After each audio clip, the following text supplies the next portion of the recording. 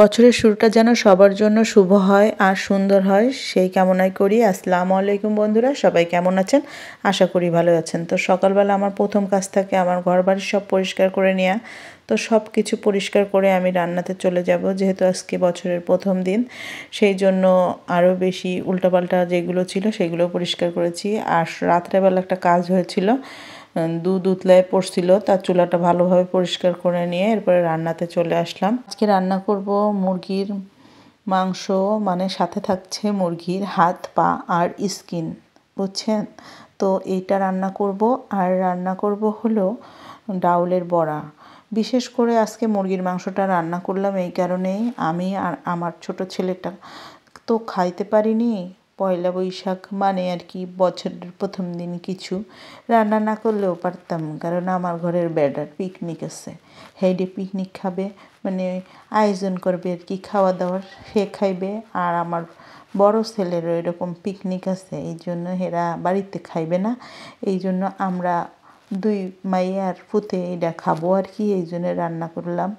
আমরা হলো গরিব, আমরা দুইজন, বুঝছেন? এই জন্য আমরা গরিবের খাবার খামো। আমরা খাবো পা, হাত পা, স্কিন আর কি মুরগির। কী করুম, আমার কিন্তু খুবই প্রিয় এইটা। আমার বলতে কোনো লজ্জা নেই।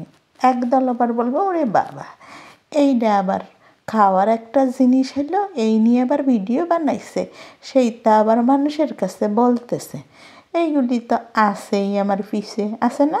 সবার আছে, একটু ভাইবে দেখেন।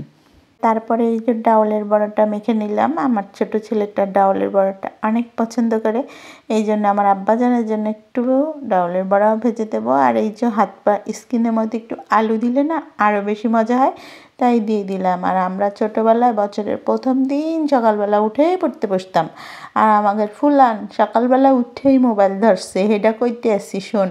তো নানু সকালবেলা উঠে বলতো যে বছরের প্রথম পড়তে বয় সবাই, তাহলে পারে সারা বছর পড়বি।